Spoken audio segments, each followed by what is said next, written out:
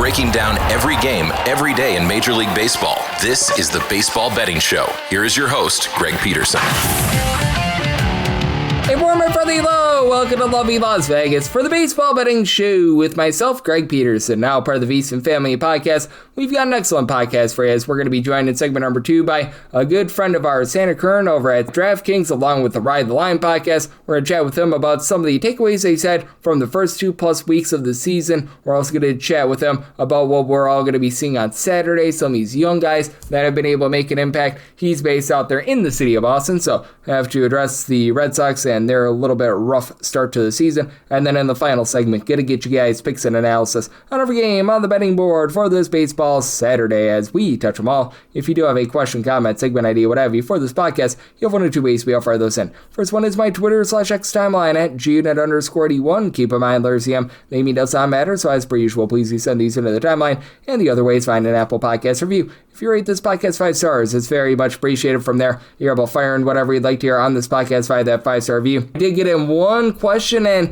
I had a question of when do I turn from utilizing more of the 2025 and earlier sets into 2026, and for me, it just all depends upon the situation, the team. Like with starting pitchers, I think that they're one of the last that you utilize it for, because as of right now, we're about 2 weeks through the season. Many of these guys have only had 2 or 3 starts. That's a very, very small sample size, in my opinion. Like, I think that we can make a sweeping assumption that the Colorado Rockies are a little bit better than what they were in 2025. Like, you probably don't want to be utilizing 2025 numbers for the Colorado Rockies anymore. I feel like we are past that point. Meanwhile, for some of these teams that have been playing in the super duper cold, like the Detroit Tigers, for example, how much can we make out of their offensive numbers right now? I don't think a whole heck of a lot. So I wish it was a more clear answer. Like for me, I feel like that 5-week barrier, you're able to get into a lot of it, but it's not an end all be all. There are some teams that, right now, I'm utilizing a lot of the 2026 data. Other teams, even 35 days from now, I may not be utilizing a ton of it. So it's very situational, in my opinion. It's sort of one of those things where I feel like you need to use your intuition, you need to use common sense with this, and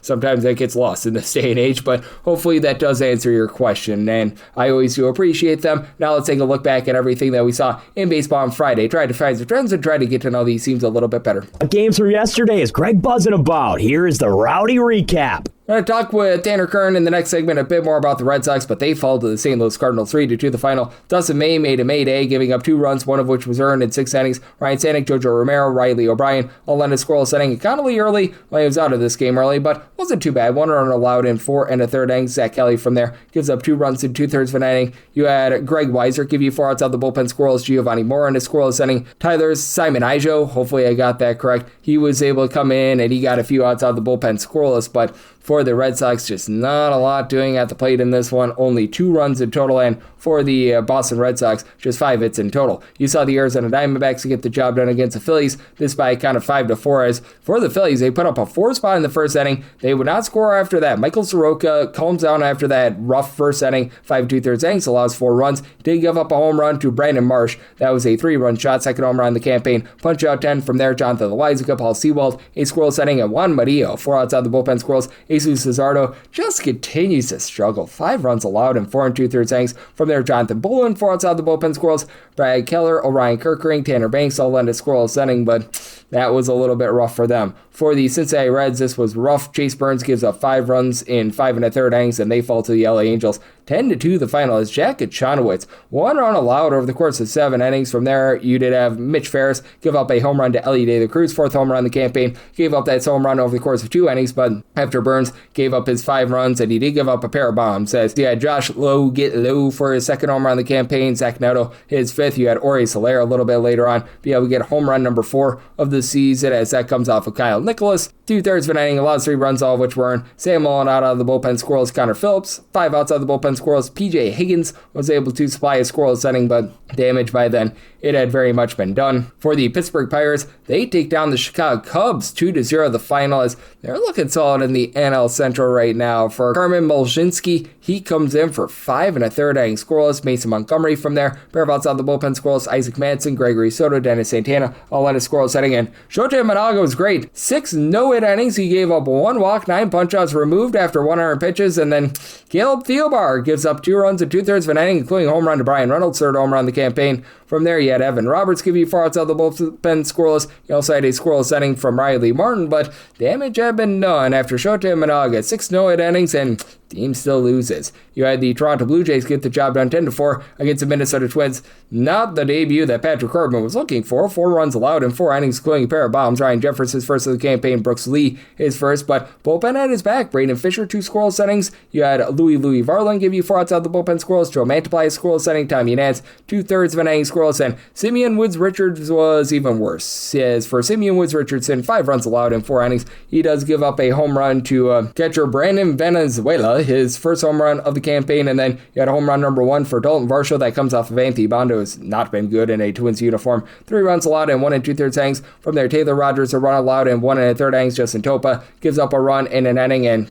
what has been a little bit of a rough year for the Blue Jays thus far got a bit better there. For the Miami Marlins, they get blanked by the Detroit Tigers. 2-0 the final. Cadillo Montero, 6 scoreless innings in this one. Brian Herter, Kyle Finnegan, Kenley Jansen, all in a scoreless inning. Chris Paddock against his old team, not awful. 2 runs allowed in 6 innings. Javi Baez took him deep, first home run of the campaign. Lake Bakar, 2 scoreless innings, but not enough to be able to get the job done here. As for the San Diego Padres, this was enough to be able to get the job done. 5-2, they're able to take down the Colorado Rockies. Tomoyuki Sugano, 2 solo home runs allowed in his 6 innings of work. Luis Campusano, first home run of the campaign. Gavin Sheets gets his first of the campaign, and then he would get home run number 2 off of Juan Mejia. As Mejia gives up 3 runs in a third of an inning. He gives up that home run to Gavin Sheets that really busted this game open. It was 2-2 going into the bottom of the 8th inning. 3-run shot. That ends the game pretty much. Antonio Senzatella, 1 2/3 innings scoreless. Jaden Hill, and out of the bullpen scoreless. And Walker Buehler, who's been rough recently. 6 scoreless innings and 68 pitches. From there, Kyle Hart, a scoreless inning. Mason Miller, he had a trio of strikeouts in his scoreless 9th inning. Adrian Morejon, he continues to struggle. 2 runs allowed in 2/3 of an inning. From there, Jason Adam, fresh off the injured list and out of the bullpen scoreless, but good win there for the San Diego Padres. For the Royals, they blanked the Chicago White Sox 2-0 the final. Despite moving the fences in at Kauffman Stadium, still not yielding a lot of runs, but how about this? Home run number 4 of the season, as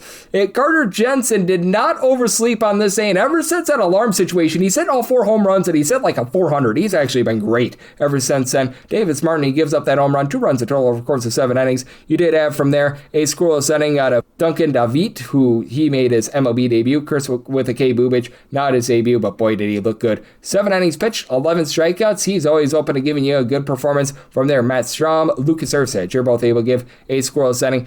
Rough one for the Milwaukee Brewers. They fall to the Washington Nationals, this by a count of 7-3, as for the Nationals, Jake Irvin gives up 3 runs over the course of 5 innings, all in the first inning, as Jake Bowers gets his third home run of the campaign. From there, pretty solid. And then Clayton Beeter, PJ Poulin, Cionel Perez, and Paxton Schultz all in a scoreless inning. Aaron Ashby has the opener plus 2 runs allowed in 2 1/3 innings. Chad Patrick has the bulk guy, 3 scoreless innings. Anel Zerpa gives up a run in 1 2/3 innings. Abner Uribe, a scoreless inning. But Trevor McGill, 4 runs allowed and does not get an out of the bullpen in the 9th inning. Easton McGee, he had to clean up that 9th inning for a scoreless inning. And for the Washington Nationals, 5 of 11 with men in scoring position, so they do get the job done. The San Francisco Giants, they get the job done 6-3. They're able to take down the Baltimore Orioles as the Wizard of Oz, Shane Baz, gives up 3 runs in 5 innings, including a home run going deep off of him. It was home run number 2 of the campaign for Willie Adames, and then Jung-Ho Lee, first home run of the season. That comes off of the young gun and Nick Raquette. He gives up 3 runs over the course of his inning of work. You're near Cano, don't you know? He gave you a scoreless inning, and Albert Suarez 2 scoreless innings, but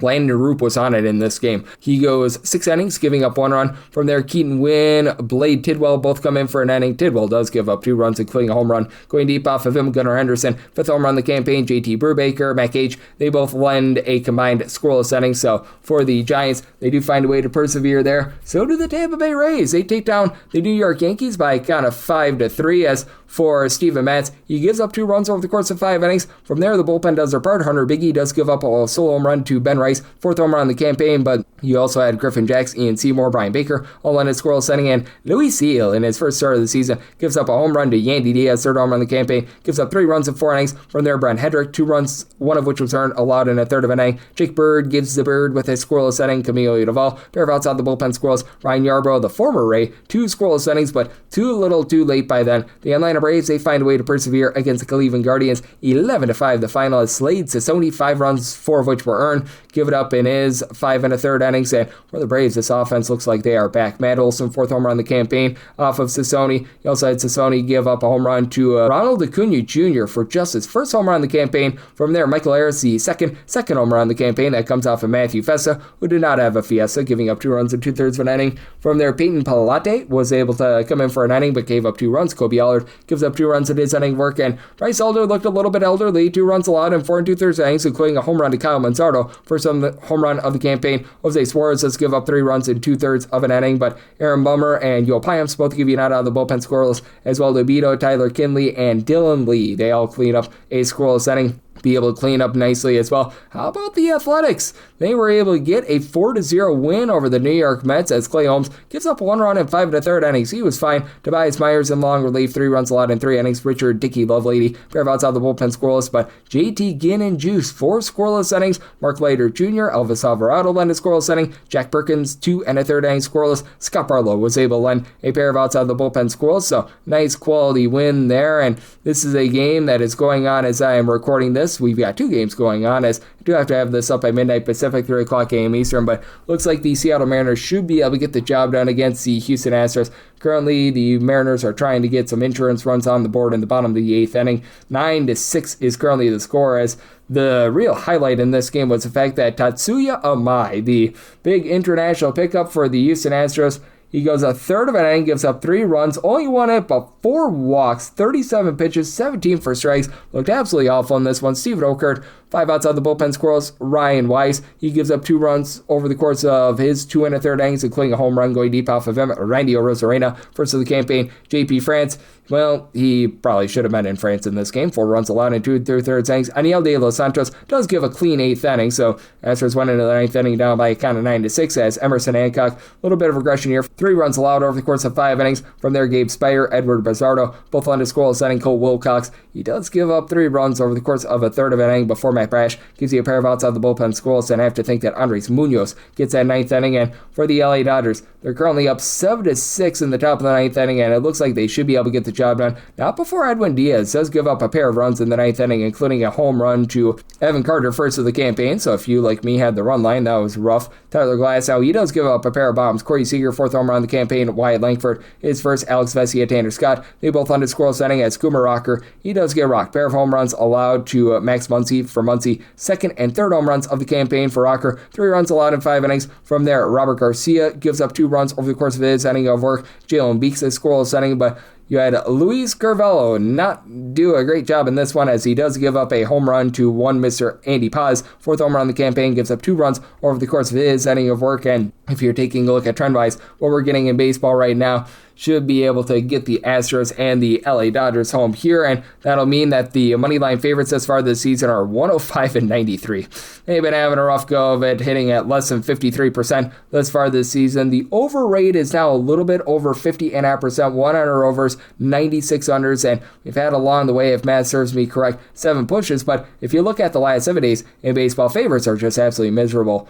Assuming that the Astros and the Dodgers get wins, 41-52 on the money line. My gosh, that is not great, to say the least. And the over rate is hitting at about 52%, 48 overs, 44 unders, and a few pushes. So that's what we're seeing in baseball right now, and that's where we're all getting trend-wise. Coming up next, let's chat it up with our good friend Tanner Kern of DraftKings right here on the Baseball Betting Show. Myself, Craig Peterson, now a part of the Beast and Family Podcast.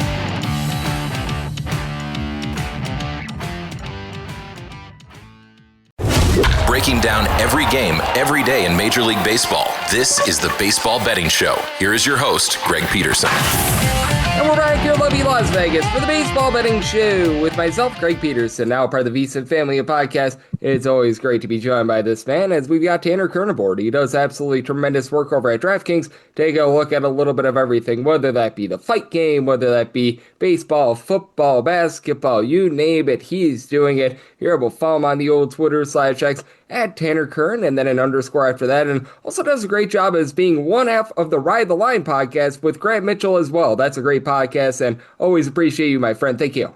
Thanks for having me, Greg. Thank you for joining me. And man, we've got 2.5 weeks or so through the season thus far, and just what have been some of your takeaways? Because I don't think that we want to be making sweeping, shall we say, judgments as end-all be-alls or anything like that, but I certainly do think that it has been an interesting first 2.5 or so weeks of the season, and I do think that we're starting to get to know these teams at the very least a little bit. Yeah, I mean, I think there's been a lot of average play across the board, at least in the American League. I mean, you look at the playoff standings right now, and I'm a Red Sox fan, as you know, Greg, so looking at the wild card standings right now, as bad as Boston has been this season, they're only 1.5 games out of the wild card. If they were in the National League, they'd be 3.5 games out of the wild card. So the American League across the board, pretty average. The New York Yankees have stood out, at least early in the season, on a bit of a slide, losing their past couple games, but they're still the top dog in the American League. And then you look at the Central Division, Cleveland Guardians off to a good start, but it's hard to really go off the Central Division and look at any contenders there because, as we know, the Central is not really loaded with power hitters. It's teams that put the ball in play and have decent pitching. And then in the West, the Astros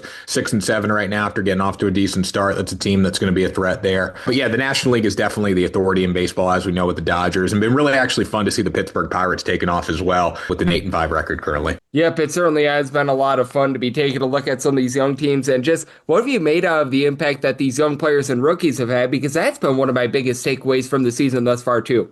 Yeah, definitely. And I think there's no more clear picture than that than looking at a team like the Pittsburgh Pirates, right? Connor Griffin right now, not off to the greatest start, only batting 143 with a 240 OBP, but that brings excitement to the team, right? Like the Pittsburgh Pirates are a team that you have Paul Skeens coming out once every 5 days. You should be picking up a win. And there's a lot of excitement around the young players on that team, as well as, I think Pittsburgh did a really good job bringing in some established veterans and really stacking their lineup with that too. So I think Pittsburgh's got a good mix for a team that could potentially make the playoffs. Nolan McLean for the New York Mets has been really good as well. Super fun to watch. Definitely picked it up after his World Baseball Classic starts there. And, what we saw from him last year was really awesome. And, he's kept it going this season as well so far. So those are two guys and, two teams that have been fun to watch with the young guys. They certainly have been. I've been loving what we've been seeing out of a lot of these young players. I know the St. Louis Cardinals have been able to surprise a little bit. You mentioned the Pittsburgh Pirates in passing there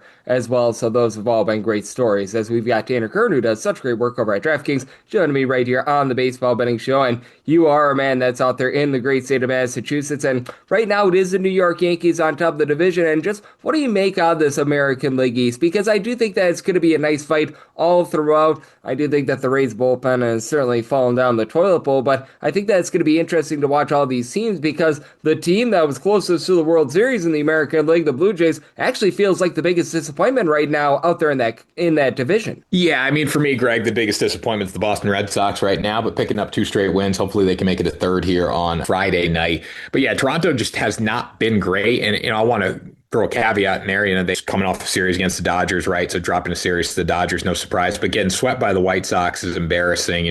Losing a series to the Rockies, embarrassing. But in the end of the day, it's early season baseball. These teams take a while to heat up. And, the Toronto Blue Jays were a team that started slow last year and, started to come alive. And people didn't really start taking them seriously until the second really month of the season, I would say, if my memory serves me correct there. So there's still a lot of baseball left to be played. Again, New York, I think, leaps and bounds better than the division, but there's no guarantee they're going to win the division, right? Toronto's got a lot of talent. I think Boston, when they figure it out, they're going to be competitive. Tampa Bay and Baltimore, we'll see. The thing that Baltimore really lacks is starting pitching, which is a big concern for me, but they have the young bats and the exciting players there. But it's New York's division until further notice, but I wouldn't, write the division off after 12 games by any means.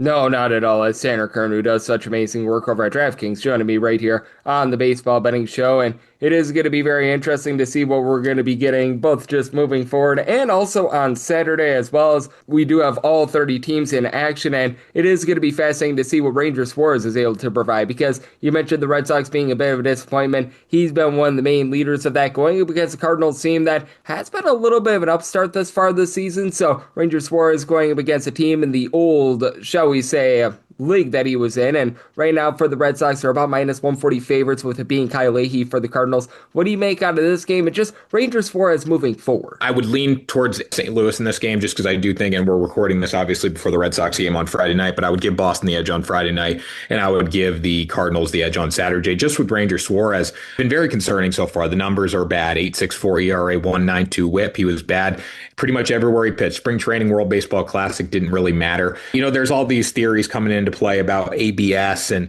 how that's been a big issue for him because he's a pitcher that relies on location. But in the end of the day, when you look at Ranger Suarez' career so far, and I like the signing when he came here, he's a career 3.43 ERA guy.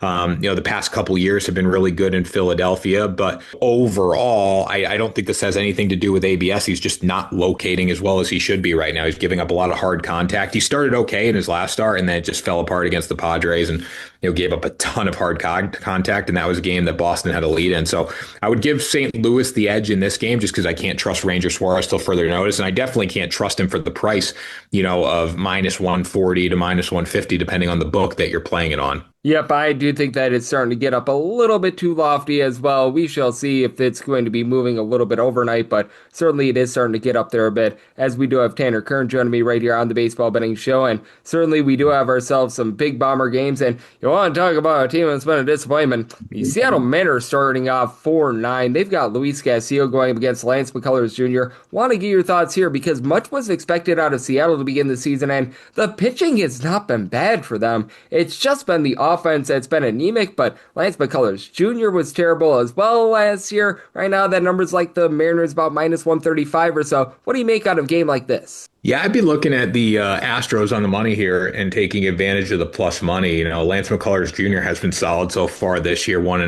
3.27 ERA, 1.18 WHIP, 13 strikeouts in 11 innings, so still bringing that. The biggest thing that he's done so far this season is not give up home runs. I know Luis Castillo is fantastic, 2.79 ERA this season. WHIP's a little higher than probably like it to be at 1.24, but only 9 innings on the mound. He's given up 9 hits, so he is hittable. He also has not given up a home run. But when I look at the power for the Houston Astros right now, they're batting 271 as a team compared to the Seattle Mariners at 184. They've got 5 more homers. The OBP is almost 100 points higher. I worry about the Houston bullpen because Seattle has that one on lock compared to Houston, but just looking at offensively in this game, I think if Lance McCullers Jr. can give Houston a decent start, I do think they have an edge here, especially in the first 5. So if you get plus money in the first 5 too, which should be able to, or even Astros plus a half in the first 5, I think that would be the best way to play it. Yep, and with Luis Castillo, career low in strikeouts last year, did have a career low in walks as well, so that helps him out a little bit, but we shall see what is going to be happening there moving forward, and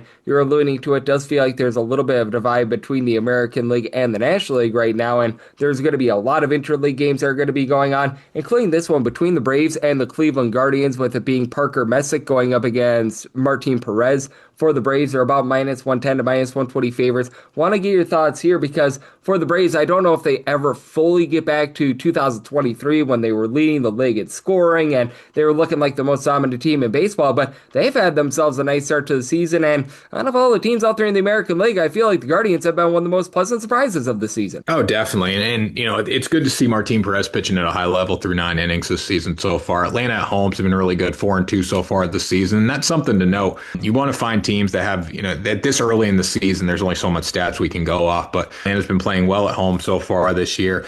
They've been in some, competitive series, I would say. They're returning home after a long homestand. Started the season strong against the Royals and the Athletics. They're beating teams they should beat. And then the road series was pretty good for them. They went 4-3 on the road, and they've been on the road their past 7 games. So coming back home, should be ready to go. Martin Perez on the mound, 3.86 ERA, 0.86 WHIP, been solid this season. Parker Messick's been really good, though, 0.82 ERA, 11 innings, only 7 hits allowed. He's had 2 starts against the Cubs and the Dodgers. So that makes it that much more impressive. When you're seeing him do that to teams like those two, the Guardians, the way they put the ball in play, make pitchers work. I wouldn't mind taking the plus money here, but Atlanta at home is going to be a challenge. But in the end of the day, I think the best move is taking the under of 8 here. I don't think there's going to be enough offense with both these pitchers, especially if they can go deep. And if you want to go first 5 under as well, I think that's another good way to play it. Yep, it is going to be fun to take a look at these two guys. As Martin Perez, I don't know how and I don't know why, but it feels like he gets off to a really good start every year, and then like injuries, maybe just fatigue, wears in the second half of the season, but he has started a lot of seasons very, very strong. So that's been a big takeaway for me with him as well. And then is there maybe just a team or two in general that you either look at a little bit of progression / regression with, whether that be a team that's gotten off to a hot start you think could be cooling down a little bit, or a team that's gotten off to a cold start that you think is going to pick it up a little?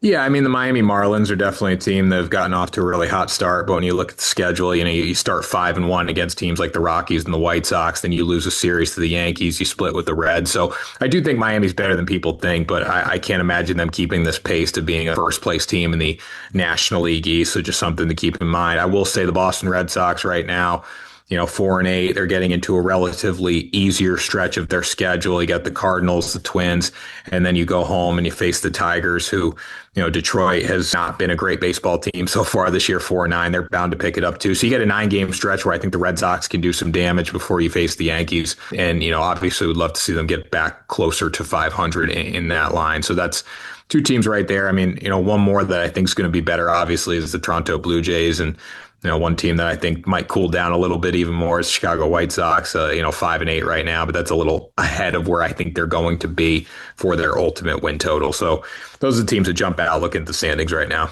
Yep, I do think that those teams are going to be fascinating to take a look at. And is there anything else on the card for this Saturday that you are going to be keeping your eye on, whether that's going to be a game that you're going to bet, or maybe not even a game that you're going to bet, but just a team or a player in general that you do want to be watching? Yeah, I mean, really excited to first off watch the Rangers versus Dodgers series. Always love watching the Dodgers with all the talent they have.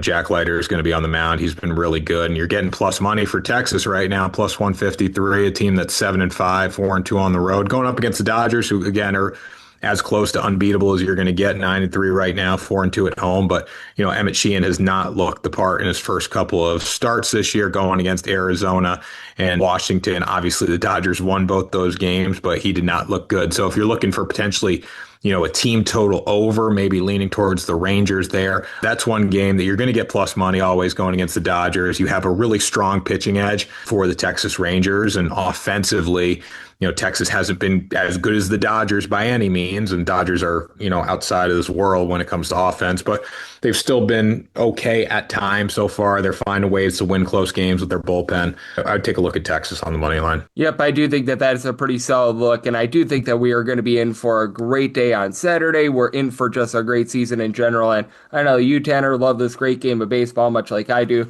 You have your finger on the pulse of a little bit of everything out there, so love to get people at home know what's all on tap for you, and how people can follow along on social media and other platforms. Yep, so you guys can follow my podcast every Tuesday and Friday with Grant Mitchell, where you get your podcast, Ride the Line, talking about every sport on there. As far as baseball content, check out my personal socials at Tanner Kern across the board, and then pretty much every day on the DraftKings Sportsbook social channels, giving picks, analysis, videos, all that stuff. Absolutely, and Tanner, he's doing such a great job looking at this great game of baseball, and every single time he joins me, lends amazing insight. So a big thanks to Tanner for joining me right here on the Baseball Betting Show, now part of the VSiN Family Podcast. Coming up next, how about if I do get you guys picks and analysis on every game on the betting board for this baseball Saturday as we touch them all.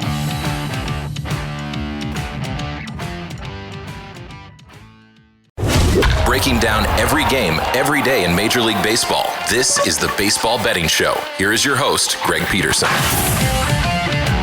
And we're back here in lovely Las Vegas for the Baseball Betting Show with myself, Greg Peterson, now part of the VSiN Family Podcast. Always great to be joined by Tanner Kern, who does such great work over at DraftKings, looking at this great game that we all know and love of baseball. Every single time he joins me, he lends such great insights, and did so once again today. So big thanks to Tanner for joining me in the last segment. Now it is that time of the podcast to give you picks and analysis on every game on the betting board for this baseball Saturday as we touch them all. If a game is listed on the betting board, Greg has a side and a total on it, so it is time to touch them all. Do note that as per usual, any changes that are made to these plays will be listed up on my Twitter/X feed at June_81, and we are going to be going in Las Vegas rotation order. This is where we go with the National League games first in time order, then the American League games, and then the Interleague games. Those are going to be at the bottom. That'll keep things all nice, neat, clean, and easy. Let's get things started with 901, 902 on the card. It is the Diamondbacks on the road against the Philadelphia Phillies. Taijuan Walker goes for the Phils. Brandon Pfaadt looks a battle for the Diamondbacks. Diamondbacks. Diamondbacks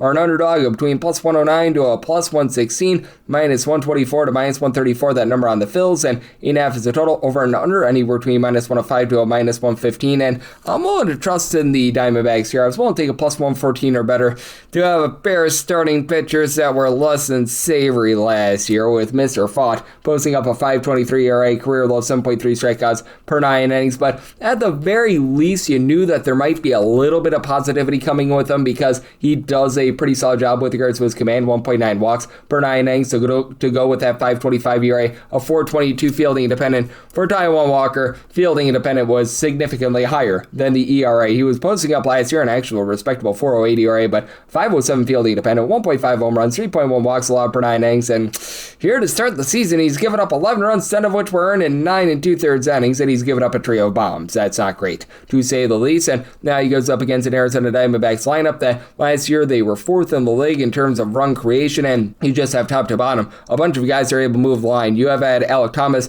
get off to a little bit of a rough start to the season, launch Nolan Arenado. Don't know if Arenado ever finds it, but I am pretty much after that. Guillermo Vargas is hitting above a 400 right now. Don't know if that's long lasting, but Geraldo Perdomo, Gabriel Moreno, these guys are always good for a 250 plus average. Ketel Marte of the Marte Parte, 25 plus home runs, over 340 on base. Corbin Carroll, 340 on base, 25 plus home runs last season. You've been able to get really good production as well. Their young 22-year-old and Jose Fernandez as well. And then on the flip side for the Phillies, the team averaged about 5.3 runs per game at home last year. That was third in the big leagues. You've had few guys struggle for this lineup thus far. Bryson Stott, Alec Bohm hitting below the Mendoza line 200 is not great, but JT Realmuto's moving line. Feels like Bryce Harper is starting to get online as well. Kyle Schwarber not hitting for great average, but he does draw walks. He does hit for power. Trey Turner at the top. He's been able to do a nice job moving the line. For the Diamondbacks, obviously, this is a less than savory bullpen. They were in the bottom 5 last year in terms of ERA, still deal with the A.J. Puck injury. Ryan Thompson is a guy that I like, sub 350 ERA last season. Jonathan Loaizaga is pretty solid as well, but Juan Murillo and the likes of that, not necessarily great to say the least. And then on the flip side for the Philadelphia Phillies, Yohan Duran, he's an absolutely tremendous closer, but Jose Alvarado, ever since the drug suspension last year, has not been the same. Like Orion Kirkring, dealt with a little bit of injury. He's back for the team. Brad Keller, Tanner Banks, they're a little bit more of a role that Tanner Banks last year honestly wasn't too bad, but want to see a little bit more out of him. And I do think that the Diamondbacks do a nice job getting to Walker. So I told 9.2, so 9 or less, like the over, and plus 114 or higher in on that Diamondbacks money line. 903, 904 on the card. It's the Pirates on the road against the Cubs as Edward Cabrera is on the bump for the Cubs, and Braxton Ashcraft hopes to not be a load of Ashcraft for the Pirates. Right now that total is 6.5. That over is minus 120. The under is even for the Cubs are between minus 134 to a minus 144 on the money line. Plus 118 to a plus 122 is that number currently on the Pittsburgh Pirates. And if you're looking at the Wrigley Field wind situation, it's not going to be warm out there once again. Shock, surprise, surprise, but more of a directional wind. It's not going to be blowing in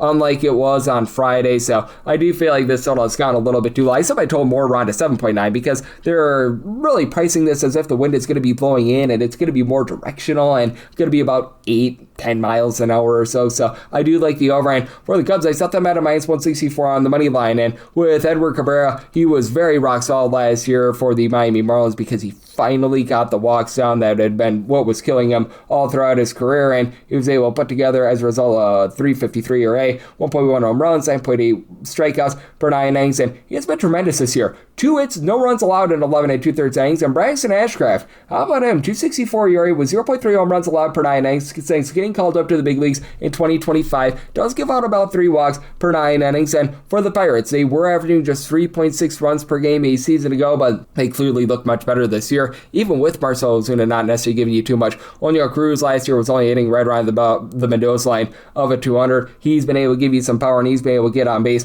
more consistently. It looks like Brian Reynolds is in for a little bit of a bounce back here. Absolutely love the fact that they picked up Brandon Lau as well. 3+ home runs out of him to begin the season. Ryan O'Hearn, he was last year giving you over a 350 on base between his time with the Orioles and the Padres. He's got over a 400 on base to begin the season. Meanwhile, for the Cubs, I do think that they're going to pick it up with the offense. 11 men left on base on Friday. A little bit unlucky there. And Alex Bregman is always just a little bit of a slow starter. He, Pete Armstrong, Dansby Swanson, Michael Busch, all hitting for a 220 or lower. And I don't think any of these guys have over a 280 on base. That's been a little bit of an issue. Ian Happ is not hitting for average, but he has been able to give you 4 home runs thus far this season. Carson Kelly continues to move the line. So I do think that there's some positivity here for the Cubs. Their bullpen is just not the same as it was 8 seasons ago. You do lose the guys like a Drew Pomeroy Lawrence from a season ago, Brad Keller, and now you're banking on 39-year-old Caleb Thielbar to reproduce his career year from a season ago. Like the pickup of Jacob Webb, though, like Daniel Palencia, and for the Pirates, Gregory Soto is just not a trustworthy closer. I wish I could put it any other way. I do like the likes of Isaac Madsen and Dennis Santana in the bullpen, but they did have to use up quite a bit of that bullpen pitching in the game on Friday, so I do like the over, so my total is 7.9, and for the Cubs, I do think that they get into the bullpen. I set the money line at a minus 164, taking them on the money line. 9-5, 9-6. It is the Nationals on the road against the Brewers. Kyle Harrison goes for the Crew. Foster Griffin is on the bump for Washington, and Washington's between a plus 142 to a plus 150 underdog, minus 165 to minus 175, that number on the Brewers. If you're looking to lay a run off, you're getting that between plus 129 to a plus 132, and total on this game is 7.5 to 8. On the 7.5, over is minus 120, and the under is even. On the 8, the under is between minus 110 to a minus 120, the over is between even and minus 110. I do like the over. I set my total at 8.4. Foster Griffin, 2.70 ERA in his 2 starts since coming back from the country of Japan, but he has a fielding independent that's well above a 4 right now. I think that he is going to be doing for quite a bit of regression moving forward, and even if he does give you a relatively good start, backed up by a bullpen that last year was dead sinking last in the big leagues with a 5.59 ERA, and then for Kyle Harrison, 4.04 ERA last season between two teams, the Red Sox and the Giants, but a 3.72 fielding independent, 1 home run, 9.6 strikeouts per 9 innings. I think that he's going to be able to get things rocking and rolling, but that said, this is a Washington Nationals lineup that I'm not going to sit here and say that they're going to be the monsters of hitting or anything like that, but they entered into the day on Friday, 3rd in the league with 5.9 runs per game. James Wood was able to give you 30 plus home runs last season. CJ Abrams is doing a nice job in terms of moving line. Like, the Washington Nationals actually have a relatively good lineup right now. Dallin Lyles hitting above a 250, Brady House hitting darn near a 300, Joey Weimer, the former Brewer, he has been tremendous. Keibert Ruiz continues to be a disappointment, but all in all, I like what I'm seeing there. And then for the Brewers, they just play a lot of small ball. Jake Bowers has actually been able to give you 3 home runs, so he's giving you some wallop. He had a home run yesterday. William Contreras and Christian Yelich are really the lone 2 healthy guys that you can bank on to be able to give you 20 plus home runs, but I mean, a guy like a Blake Perkins is able to move lines. Sal Freed, like Bryce Terang, they'll give you 25 plus stolen bases. They'll give you a 330 plus on base. Not bullish on Luis or Anifo, but overall it is a team that was 5th in the big leagues in terms of run creation last season, and for the Brewers, even though they are dealing with an injury to Jarrett Koenig, still have a very deep bullpen. Grant Anderson, Abner Uribe, Aaron Ashby, who was the opener yesterday, and Trevor McGill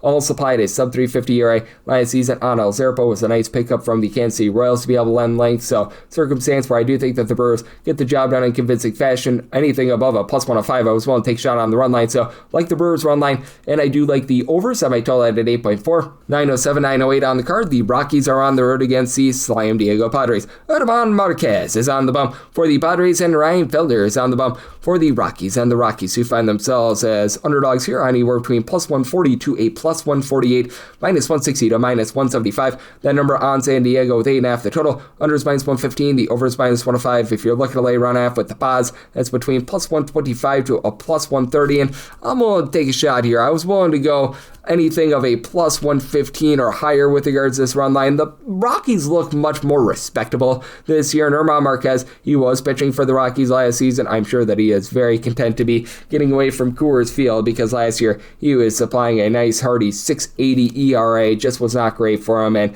I mean, just all across the boulevard, he was really dealing with some just roughness. 3.4 walks, 1.6 home runs allowed per 9 innings. So things were not great on any sort of a form for him, but he is now backed up by a bullpen that had an ERA that led the league last year at a 3.06. He faces a Rockies lineup that averaged 2.8 runs per game away from him last year. That was dead last in all of baseball, and he was pitching in the most hitter-friendly ballpark in all of baseball last season. Now he's pitching in one of the most pitcher-friendly ballparks, so I do think that he's going to be rejuvenated a little bit. And Ryan Felder missed much of the 2024-25 season due to injury, but I mean, he's a solid pitcher. Between those two seasons, 4.53 ERA, but a 4.19 fielding independent, 1.1 home runs, 3 walks per 9 innings allowed across 36 starts, and he's backed up by a bullpen that has actually been in the top 10 in the big leagues in terms of ERA thus far. Recognize that they gave up the grand slam on Thursday, but these guys like Juan Mejia, Victor Vodnik, Jimmy Herget, Brandon Bernardino, they were able to supply a sub-4 ERA last season. Zach Agnos can give you some long relief.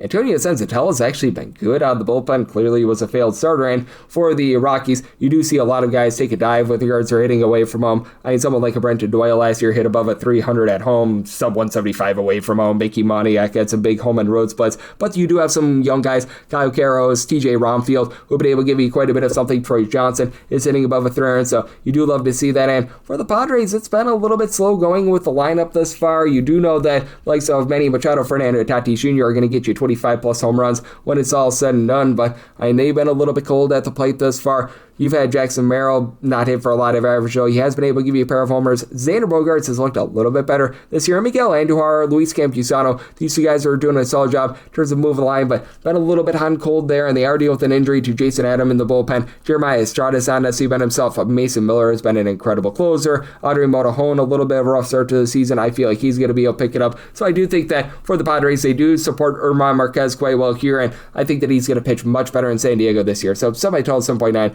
like the under, and with the Padres plus 115 or better, like that run line. 909, 910 on the card. It's the Twins on the road against the Blue Jays. Eric Lauer goes for the Jays, and Joe Ryan is on the bump for the Minnesota Twins. And with the Twins, they're in a relative pick'em game. Both teams are between minus 105 to a minus 110. On the money line, totals between 7.5 to 8. On the 7.5, overs minus 115 to minus 120. Unders between even to minus 105. On the 8, the under is minus 115. The over is minus 105. And with the Blue Jays, set them at a minus 136 on the money line. I'm going to be willing to lay it. Eric Lauer, he is a guy that I really liked last year. He was able to get about 8.8 strikeouts and 2.2 walks per 9 innings, supplied an ERA that was about a 3.18, fielding dependent, a little bit higher to 3.85 as he did give up 1.3 home runs per 9 innings, but Joe Ryan is just as big of an issue with regards to giving up the deep ball for his career. 1.5 home runs per 9 innings allowed away from him. Overall last season, about 1.4 home runs allowed per 9 innings. Now 10.2 strikeouts and 2.1 walks per 9 innings, 3.42 ERA, but closer to a 3.74 fielding dependent with giving up the deep ball. And for the Minnesota Twins, they were a bottom 6 team in the big leagues in terms of bullpen ERA, and I do think that they're going to be a little bit better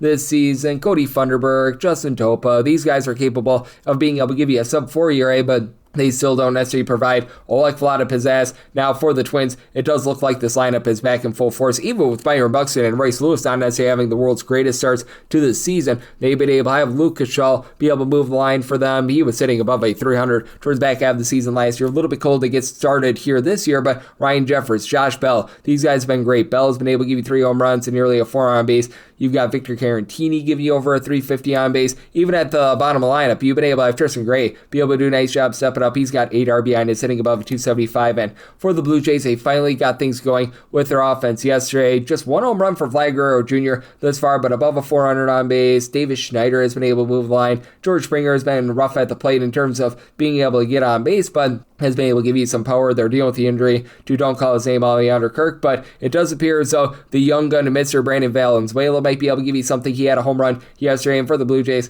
no doubt about it, this is a bullpen that is very, very shaky. Brandon Little's right now coming up very little. He's providing an ERA that's well above an 8. Louis Varland, Tyler Rogers, I think these guys are solid in the bullpen, but Jeff Hoffman, he had a nice postseason last year, but during the regular season, he was just downright awful, so I do think that you get plenty of runs in this game, so I tell it at 8.4, like the over, and for the Blue Jays, I'm willing to lay up to a minus 135 on that money line. 9-11, 9-12, it's the White Sox on the road against the Royals, says Michael Wacha, and if he has a bad start, it's a dying Pac-Man voice of Michael Waka Waka Waka Waka goes for the Royals, and Eric Fetty Wap is on the bump for the White Sox. White Sox between plus 152 to a plus 165, minus 180 to minus 190. That number on the Kansas City Royals sign is a total over and under anywhere between minus 105 to a minus 115. That run line of the Royals is between plus 110 to a plus 115, and I'm willing to go a plus 110 or higher. Set my run line price at a plus 109 for Eric Fetty. When he was with the Chicago White Sox in 2024, he was really able to find it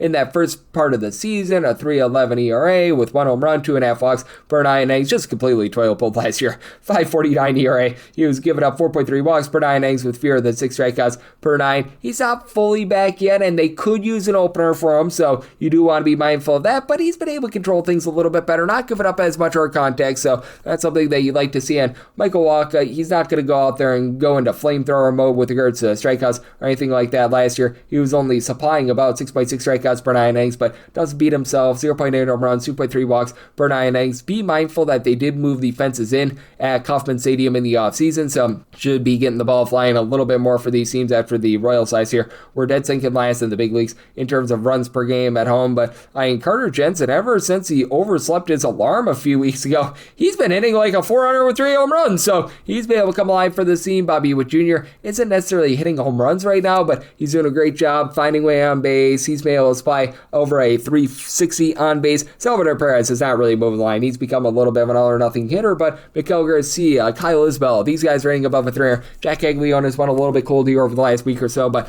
looks better than he did in year number 1. And then on the flip side for the White Sox, Chase Meredith has been able to do a solid job finding way on base over the last 2 seasons. Edgar Kira last year was hitting above 270. Bit of a shaky start for him, along with the Japanese import in terms of getting on base in Mutaka Murakami, who's got 4 home runs, but is hitting less than a 200. So they need him to be a little bit more consistent there. You just don't have a lot of guys that are moving the line for the White Sox, even though they don't necessarily strike out a ton. That was not the case yesterday, but overall they do a nice job in terms of making contact, but they don't necessarily produce a lot of power, for lack of a better term. And then for the White Sox, this is the bullpen that's terrible. So Anthony Dominguez is right now your closer. Chris Murphy, I thought was the best player in that bullpen, is currently on the injured list. Grant Taylor's been okay as an opener, but Jordan Hicks looks washed. Sean Newcomb is washed. Jordan Leisure always gives you north of a 4 ERA, so do think that the Royals do a nice job getting the Fetty, and I do think that they get the job done. Did semi-total here at an 8.9. I still do think that the Royals can have some struggles at the plate, and I do think that even though the fences have been moved in at Kauffman Stadium, it's still not going to yield a lot of runs. So here at the 9, like the under, and for the Royals, plus 110 or better, looking at that run line. 913, 914, it's the Yankees on the road against the Tampa Bay Rays, as you've got Nick Martinez on the bump for Tampa Bay. Max Fried is on the bump for the Yankees. Yankees between minus 182 to a minus 184 favorite, between plus 155 to a plus 165. That number on Tampa Bay, 7.5 is the total. Under is minus 110 to a minus 115. Over is minus 105 to a minus 110. And if we can get to a plus 167, I'll be willing to take a shot on the money line here. If you're looking at the run line, that is between about a minus 110 to a minus 115. Personally, if we could get down to a minus 108 on that run line of the Yankees, I'd be looking there. But I'd rather take the Rays at like a plus 168 or so on the money line, which I do think that we're going to be able to get there when it's all said and done. So going to be looking at that big, chalky Rays money line. As with Nick Martinez, he is a guy that's a relatively presentable starter, a guy that's really not going to beat himself now. He's not a guy that's really going to be lighting up the radar gun. You take a look at what he did with the Cincinnati Reds last season. Posted up a 4.45 ERA, 4.33 fielding dependent, gave up 1.2 home runs and 2.3 walks per 9 innings. Granted, only 6.3 strikeouts per 9 innings, but that's something that's going to play in for Max Fried. He has been absolutely tremendous to start the season. You take a look at his first 3 starts, and he has given up a whopping 3 runs across those 3 starts, so he's been able to do a great job there. Has yet to give up any sort of home runs. His swing and miss stuff has always been solid. He's always been like an 8.6, 8.7 strikeouts per 9 innings guy, but I do think that the Rays are going to be able to get to him a little bit. This is a Rays lineup that was in the upper half of the big leagues last year in terms of run creation. Now, I think that might be dropping a little bit this year because they're back in Tropicana Field, whereas at Steinbrenner Field, it was flying a little bit more, but that said, Jonathan Aranda last year was hitting above a 300 and was supplying 20-plus home runs. Junior Caminero last year, 44 home runs. Andy Diaz has been tremendous to start the season, as he's already got a tray of bombs. He's providing well above a 440 on base. Johnny DeLuca looks like a reborn player. Nick Fortes is hitting above a 300, and Chandler Simpson, he swipes bags and hits above a 300. Meanwhile, for the Yankees, this can be a team that gets a little bit all or nothing. Aaron Judge, a sub 330 on base as far this season. Ahmed Rosario has been solid in the infield, but then you've got the likes of Ryan McMahon, Randall Grichuk, Jose Calabreu, Austin Wells, that they just need to pick it up a little bit. Jazz Chisholm has been off to a rough start to the season. Now, I really do like this Yankees bullpen. Even though they no longer have Luke Weaver, you've been able to get good production out of Camilo Duvall, David Bennar, Tim Hill, Fernando Cruz, Brent Hendrick. These guys last year provided sub 350 ERA, and for the Rays, this has been an awful bullpen thus far this season, and I have absolutely no faith whatsoever in Griffin Jacks, but I do think that Martinez, with the way that he is very diligent with his pitches, is going to be able to help protect the bullpen a little bit. I do think that there's a little bit of upside with the former Orioles in Cole Sulzer along with Brian Baker. Can't say the same for the likes of Mason Englert and Kevin Kelly, but Hunter Biggie is a guy that I like. I do think think that the Rays present a little bit of value here, and I do think that you're going to get just enough for the over. Sub my total 7.6, so like the over and at a plus 168 or higher, which I think we get there when it's all said and done. Take a shot on the Rays on the money line. 9:15, 9:16, the Astros are going to be on the road against the Seattle Mariners. Luis Castillo is on the bump for Seattle, and Lance McCullers Jr. is on the bump for Houston. Houston does find themselves as an underdog here. Going to be getting them between plus 116 to a plus 125, between a minus 134 to a minus 145. That number on Houston, and 7.5 is the total. Over and under anywhere between minus 105 to a minus 115. Set a total of a 7.7. I do like the over, mainly because I do think that Lance McCullers Jr. has himself another rough start. Last season, 6.51 ERA, 1.6 home runs, 6.3 walks allowed per 9 innings. Now, he was getting well above 9 strikeouts per 9 innings, but when you have that bad of command, man, I mean, it's just really hard to be able to maneuver at all. And for McCullers, he's dealing with a bullpen that behind him is right now dealing with a lot of injury, especially with Josh Hader being on the injury list. We'll say for McCullers, 4 runs allowed in his first 11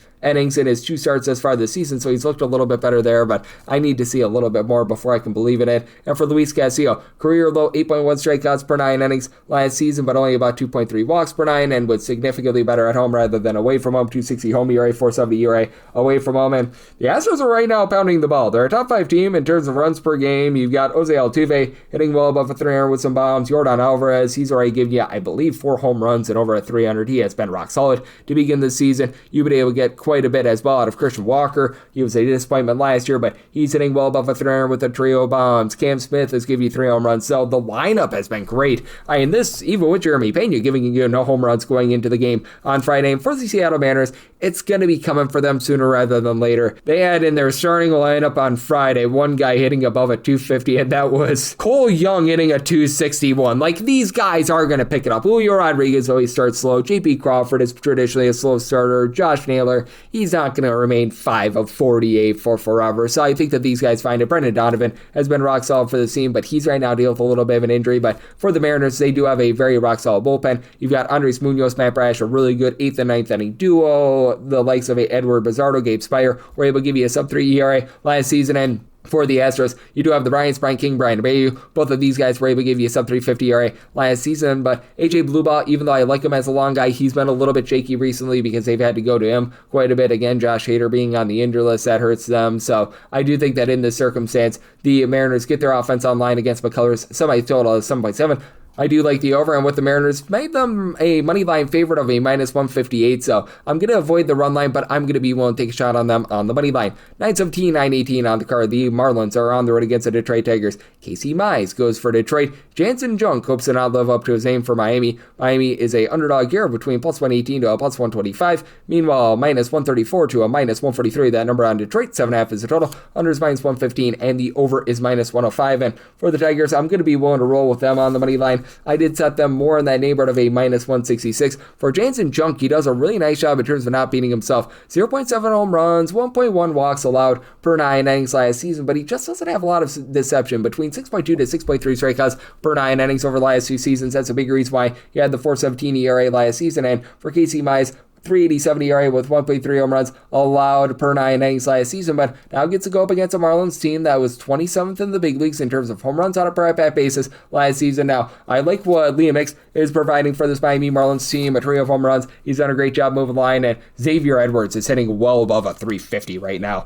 Owen Kasi, he's been able to do a nice job. I think it's actually pronounced Casey, my bad there, but he and Otto Lopez have been hitting darn near 300. Javier Sonja has been able to move the line as well, but I do think that Casey Mize is getting better and better as the season goes along, if I'm not mistaken, a former number 1 overall pick. And for the Tigers, you've had a few guys like Spencer Torkelson, Kerry Carpenter come out cold. They're both hitting about a $195 with not a lot of power. Last year, you had Carpenter give you 20 plus home runs. You had Spencer Torkelson and Riley Green provide 30 plus home runs. I think that's going to be coming for them. Cole Keith has really been the main constant for the team, about a 400 on base out of him. Javi Baez is hitting above a 300 as well. And for this Detroit Tigers bullpen, they were a little bit up and down last season and have been to begin this season, but Brandon Will Vest, Tyler Holdenall all supplied a sub-350 ERA last season. Drew Anderson is a guy that I think has some upside. Kyle Finnegan, I like what he brings to the table. Kenley Jansen is terrible, but that said, everyone else is pretty solid. And for the Marlins, they did have to use up their long guy in Lake Bakar yesterday. That should allow the other guys to be freed up in this game. You've got like some Pete Fairbanks, Anthony Bender, Calvin Fauché, who all supplied a sub-350 ERA last season. Love the pickup of John King from the Cardinals. Andrew Nardi is able to give you some good innings. So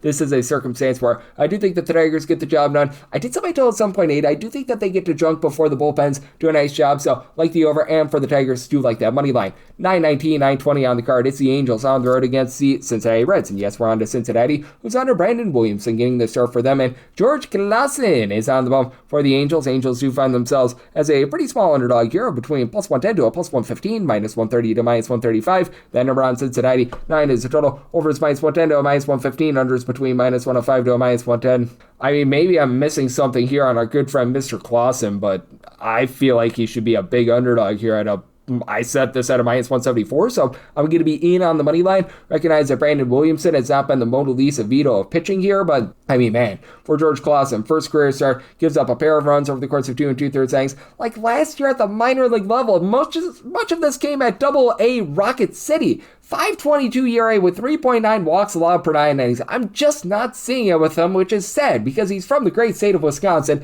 Meanwhile, for Williamson, his career numbers, 4.42 ERA, 1.6 home runs allowed per 9 innings. I go career numbers because he missed the entirety of the 2025 season. He's dealt with injury all throughout his career, and he faces off against an Angels team that last year was 4th in the league in terms of home runs at a per at-bat basis. Bottom 5 team in terms of on-base percentage as well, and right now for the Cincinnati Reds, they entered into the day on Friday, a bottom 5 team in the big leagues in terms of run scoring, so they've been having a little bit of a rough time there, but Sal Stewart has been really good for this team, as right now he's supplying this team with over a 300 average. He's been able to give you some nice power. Ellie De La Cruz is up to a trio of bombs. You've had TJ Friedel have a little bit of a rough go of it. Will Benson, Navoli Marte, Spencer Steer, these just platoon guys in the outfield have provided absolutely nothing whatsoever, and then with Cabrian Hayes, he's a guy that is right now hitting like a 100, so that's a bit of an issue, and for the Angels, you've been able to have Zach Neto along Nolan Schunel do a nice job in terms of finding way on base, and Neto has been able to hit for some nice power. He's already up to 4 home runs thus far this season. Mike Trout, even last year, was only hitting about a 240. He's hitting below the Bedose line of a 200 to begin this season. You've had Josh Lobe, a bit of a disappointment. I actually like what I've seen out of Joe Adell in terms of move line. His power is way down, but he's finding way on. That's good, but Yohan Moncada looks washed. Ori Soler, it's only a matter of time before he gets suspended. And then for the LA Angels, this is a bullpen that last year was in the bottom 5 in terms of ERA. They've looked a little bit better this year because you pick up some nice veterans like Brent Suter, Drew Pomeranz, I trust him, but Jordan Romano last year, he was posting up like an 80 ERA. Ryan Zephyrion is not any good whatsoever. Chase Silseth, don't have a lot of faith in him. Think that you get runs aplenty out there in Great American Small Park, semi-total 9.6, like the over. And for the Reds, set them at a minus 174 on the money line. I'm going to be willing to lay that. 921, 922 on the card. The Athletics are going to be on the road against the Mets, as Kodai Senga is going to be on the bump for the Metropolitans, and Jacob Lopez is on the bump for the Athletics. And the Athletics who find themselves as a underdog here between plus 129 to a plus 135. Meanwhile, between minus 150 to minus 156 is that number on the Mets. 7.5 is the total. Over is minus 115 to minus 120. Under is between even to minus 105. If you're looking to lay a run half with the Mets, between plus 130, seeing as high as a plus 150, it's what I'm seeing there. And pretty much anything above even money, I was willing to dive in on that run line for Kodai Senga. He was quite fortunate last year because he was giving up about 4 walks per 9 innings and was able to weasel his way out of situations. Last year, his swing and stuff was down 8.7 strikeouts and 4.4 walks per 9 innings. Looks like his backup this year through 2 starts, 16 strikeouts and 11 2/3 innings. He's back to having the walks issues, but the swing and miss stuff, it is back and it is in full force. And then for our good friend and Mr. Jacob Lopez, he was one of the few guys for the Athletics that actually pitched better in Sacramento last year rather than away from home. You take a look at what he did at home last year. He was posting up about a 2.64 ERA, and then when he got away from home, a 5.40 ERA, and away from home, he was giving up about 1.7 home runs per 9 innings. He's benefiting from the fact that it's not necessarily the most warm temperatures in the world out there in New York. That's putting it very politely. But what else has been cold has been the Athletics with regards to their hitting away from home. Away from home, this is a team that's right now averaging fewer than 3 runs per contest. You've had Shea Langolaris bang out 5 home runs thus far this season, so he's been great, but the power has not been there for almost anyone else. Jacob Wilson, Lawrence Butler, Nick Kurtz, Tyler Soderstrom, these are all guys hitting at 225 or lower. The wrong man's Muncie has actually been quite solid for the team, team. Jeff McNeil is starting to move the line, but man, you expected a little bit more there. Brent Rooker has been in and out of the lineup over the last few days, and for the New York Mets, they are dealing with the injury to Juan Soto, but Luis Robert is hitting above a 300. He's had a pair of big home runs for this team. Ronnie Mauricio has been looking solid in terms of finding way on base.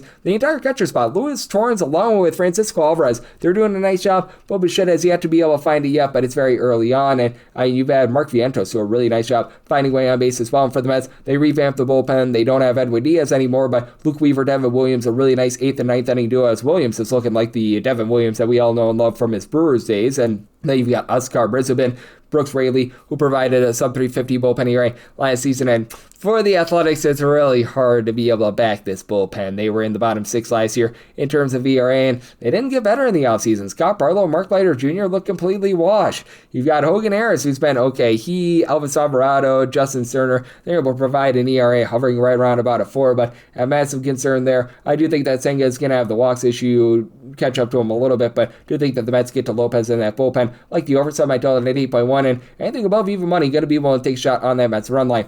9:23 and 9:24 on the card. It's the Giants on the road against the Orioles. Chris Bassett is the hook, line, and sinker for the U's, and Logan Webb is on the bum for San Francisco. Giants between -113 to -120 favorites. Even money to +105. That number on Baltimore. 7.5 is the total. Unders between -110 to a -120. Overs between even and -110. And I do like the over in this game. I did set my total at 8.3 as Logan Webb throughout his career has had some pretty demonstrative home and road splits. He's always been a much better pitcher when he has been at home. As a matter of fact, for his career, gives up just 0.5 home runs per 9 innings at home. Now, that's only about 0.75 to 0.8 home runs per 9 innings away from home, but 290 career home ERA, 396 ERA away from home. Still willing to lay it here with the Giants. I did set them at a -125 because Chris Bassett has looked absolutely awful this season. How about a nice hearty 14.21 ERA with 6 walks and 10 runs allowed across 6 1/3 innings, and not like he's backed up by some sort of amazing bullpen. I'm not going to call it the world's worst. I do think that Yunier Cano, don't you know that he might be able to get back to what he was a few seasons ago. Uncle Rico Garcia has been able to give you some nice innings as well, but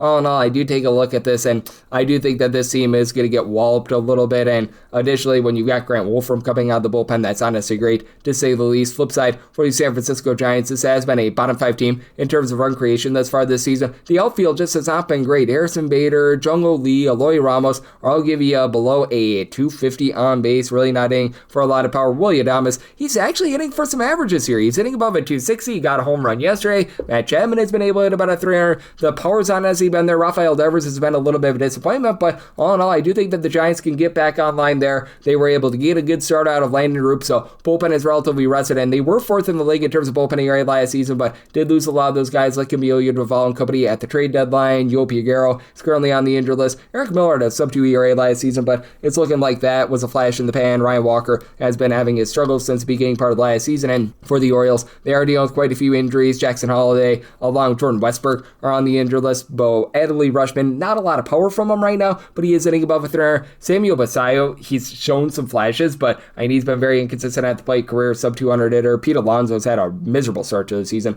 1 home run and about a 250 on base. Gunnar Henderson has been able to give you 3+ home runs, and I like the pickup of Blaze Alexander. Not a guy that's going to hit for a ton of power, but he and Dylan Beavers are hitting above a 250, so I do think that you get some runs in this game. Semi-total at 8.3. I like the over, with the Giants willing to lay up to a -124 on that money line. 9:25, 9:26 on the card. It's the Guardians, and they're going to be on the road against the Atlanta Braves. As going for the Braves, Martin Perez gets a start for them, and Parker Messick is going to be on the bum for Cleveland. Cleveland is a small underdog here between -104 to a +106, and between -112 to -120. That number on Atlanta, 8 to 8.5 is the total on the 8. The over and under are between -105 to a -115. On the 8.5, unders -120, and the over is even. Set a total of an 8.2. I do like the 8 to the over. Now, I will say for Martin Perez, you take a look at the way that he has pitched in the first half of the last few seasons, and he has been much better than in the back half. Now, last season, not necessarily representative of that because he only made a grand total of 11 appearances, but that said, you even go back to 2024 when he started out the year with the San Diego Padres. He had things rocking and rolling there. He was able to do a good job a few seasons ago in his first half of the season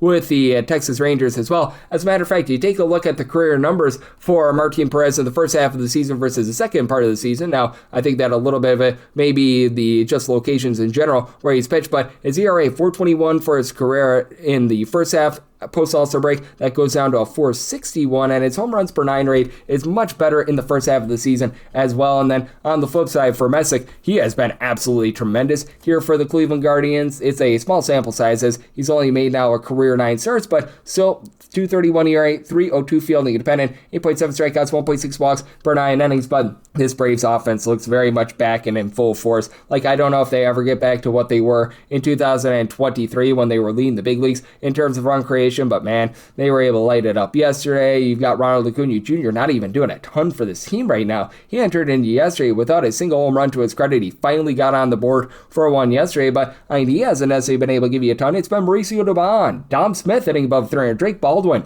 he's been able to give you 5+ home runs. He's right now hitting above a 300. Matt Olson has been able to give you 4 bombs. He's give you over a 370 on base. And for the Guardians, I think that there's upside with this lineup. Stephen Kwan, Chase DeLauder are both hitting above a 250. DeLauder has 5 home runs already. Jose Ramirez has gotten off to a slow start. You know that he's going to pick it up. Now, the bottom of the lineup for this team, the likes of Brian Rocchio, along with a Bo Naylor, Davis Schneemann, these guys that hit a 235 or lower are an issue, but they did pick up Rhys Hoskins in the offseason, and you've been able to get something here out of Juan Burrito, who's been in a small sample size, able to move line for the Guardians last year, a top 5 team in terms of opening area, but one of those main guys, Hunter Gaddis, is currently on the injured list. I like Eric Zabrowski. He's been able to give you sub-3 ERA, but Cade Smith has not looked like himself this season. Tim Aaron is a little bit of a touch-and-go guy, and then on the flip side for the Atlanta Braves, ever since he got to town, you've had Tyler Kinley post up a sub-250 ERA in a Braves uniform after he was not great with the Colorado Rockies. Yo Piams feels like a shrewd pickup. Dylan Lee gives you a sub-350 ERA. Love the pickup of Robert Suarez. So do you think that the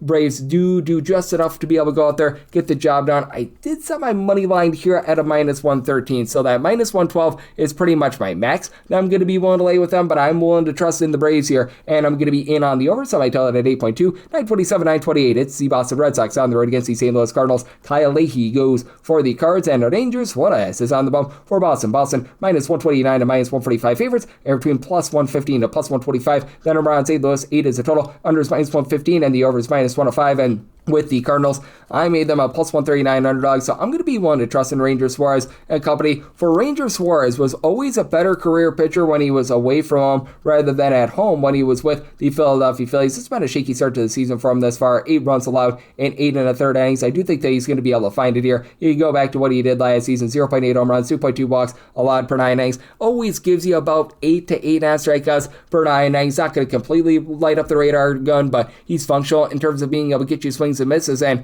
for Suarez, just going to those home and road splits that we've seen throughout his entire career. For his career, 3.14 road ERA, 3.73 ERA when he is at home, and his home runs per 9 rate pretty much the same between home and road. And for Kyle Leahy, he was a pretty solid piece in the bullpen last year for the Cardinals with a 3.07 ERA, was getting about 8 strikeouts per 9 innings. It's a big jump becoming a starter, though, and it's a Cardinals bullpen that without him has really suffered. He's right now giving up 6 runs in 10 innings as a starter, which it's not great, it's not terrible, but I mean, Matt Savanson has been awful in this bullpen. Jojo Romero last year, sub 350 ERA, he's been able to do his part, but now you've got someone like George Soriano's a long guy's awful. Gordon Gassefo, I have no faith in him. Ryan Stanek looks completely washed, like Riley O'Brien, but man, it's not great for them. But for the Cardinals, this has been a top 10 team in terms of their overall run creation. You've had J.J. Weatherholt hit above a 250. He's already come up with a clutch game winning hit for the team. Alec Burleson has given you over a 350 on base last year, 16 plus home runs out of him. Avon Herrera for the second straight year above a 370 on base. Ramon Urias has been able to move the line. Jordan Walker, 4 plus home runs. He's hitting like a 300. And for the Red Sox, you know that it's coming with the lineup. It's just a matter of when. Weiler Abreu is wild out, 4 plus home runs. He's been able to give you over a 400 batting average to start the season. I think that that's going to dry up a little bit, but Caleb Durbin, Jaron Duran, Marcelo Meyer, Trevor Story, these guys hitting below 200, you know that you're going to get a little bit more of them. Masataka Yoshida doesn't give you a ton of power, but he's able to move the line. And for the Red Sox, this team was second in the big leagues in terms of opening area last year. Aroldis Chapman is right now the best closer in the game, and then the likes of Garrett Whitlock, Greg Weiser, Danny Kalum, they were able to supply a sub 350 ERA last season. So do think that the Red Sox go out there, get the job done. I think that both of these offenses give you enough offense for the over. So I told it at 8.2, so like the over, and I do like the Red Sox here on the money line up to a -138. Wrap things up with 929, 930. The Rangers are on the road against the Dodgers. Emmett Sheehan goes for the Dodgers. Jack Leiter is on the bump for Texas, and Texas, they're back to being an underdog of anywhere between +150 to a +161. Meanwhile, -160 178 to minus 186 is that number on Los Angeles. 8.5 to 9 is the total on the 8.5. Over and under both at minus 110, mostly seeing 9. So the 9 has the under juice of minus 115 to minus 120. Overs between even and minus 105. So I might tell it at 8.9. Personally, I would rather have an 8.5 over rather than a 9 under, mainly because with the LA Dodgers, this is the best lineup that money can buy. Right now, you've got Teoscar Hernandez, who's hitting darn near a 300. We know that he's good for 25 plus home runs. Andy Paz is hitting well above a 350. He's got 4 plus home runs to begin the season. They don't have Mookie Betts in the lineup, but I am frankly, even in the second half of the season last year, he wasn't that great. Kyle Tucker is moving the line. Shohei Ohtani, 3 plus home runs. He's giving you darn near 400 on base. Max Muncy, when he was in the lineup last year, provided more than a full run per game for the team more than when he was out of the lineup. He makes a big impact for these guys. You've even been able to have someone like an Alex Freeland be able to find a way on base. Will Smith gets shiggy with it. And for the Texas Rangers, last year they were 22nd in the big leagues in terms of runs per game, entered into this series 22nd in the league in terms of runs per game. But I do think that there's upside with Brandon Nimmo and Andrew McCutchen, 2 offseason acquisitions, hitting above a 300. The Josh Smith, Josh Young, both entered into yesterday, hitting below a 200. That should be improving. The catchers, Danny Jansen, along with also Kyle Higashioka. These 2 guys have actually been able to quite well. And Jake Berger, pair of home runs. He's starting to regress after a really hot first week or so of the season, but they're pretty rock solid. And for the Rangers, last year they were a top 5 team in terms of bullpen ERA. Bullpen looks really good once again this season, as Cole Winn last year supplied a sub-2 ERA. They are dealing with a few injuries. Carter Baumler is currently on the injured list, but Jacob Latz, Jalen Beeks, these are 2 nice long guys for the team. Tyler Alexander, not a great ERA, but he's able to fill innings for the team. Jacob Junis is out of the closer. He supplied a sub-350 ERA last season with Cleveland, but I do think that they're going to be able to get to a guy in Jack Leiter, who last year he was able to really be much better than he was in season number 1 when he had that 8.83 ERA down to a 3.86 last season, but was still giving up darn near 4 walks per 9 innings. His strikeouts per 9 rate was still hovering in that neighborhood about 8.5. He's looked much better here to start the season. 17 punch-outs in 11 innings to start, but now you have to go up against the LA Dodgers. And for the Dodgers, Tanner Scott, great Scott. This guy is absolutely amazing. Last year, it was a down season for him. 2 years ago, he was supplying a sub-250 ERA. I think that you're going to have Edwin Diaz do a nice job in terms of closing out games. Jack Dreyer, Alex Vesia, they supplied a sub-325 ERA. Do think that the Rangers do just enough to help you out with the over, because you do have a guy in Emmett Sheehan who he's a nice swing and miss guy, but sometimes he does have a little bit of issue with regards to his command as well. For Emmett Sheehan, he comes into this game after last season. He was posting up about a 2.82 ERA, 2.93 fielding dependent, giving up about 2.7 walks per 9 innings. Thus far this season, it's had a little bit of a rough go of it. 8 runs allowed in 9 innings. So I do like the over here, and with the Dodgers, even money or better, I was willing to take a shot on that run line right now. You're able to get plus money, about a plus 115 or so. So going to look at that run line and the 8 after the over, and that'll wrap things up for the Saturday edition of the Baseball Betting Show, now part of the VSiN Family Podcast. Big thanks to Tanner Kern of DraftKings for joining me in the last segment. If you do like hearing from this fine podcast, Baseball Betting Show, you're able to subscribe wherever you get your podcasts: Apple Podcasts, Google Play, Spotify, Stitcher, and TuneIn. If you have a question, comment, segment idea, what have you for this podcast, you do have 1 of 2 ways to be able to fire those in. First one is my Twitter/X timeline at gunit_81. Keep in mind, letters EM, they mean does not matter, so as per usual, please do send these into the timeline. Other ways, find an Apple Podcast review. If you rate this podcast 5 stars, it's very much appreciated. From there, you're able to fire in whatever you'd like to hear on this podcast via that 5-star review. Coming at you guys every single day with picks and analysis on every single game, every single day, so I'll be back with you once again tomorrow. Thank you.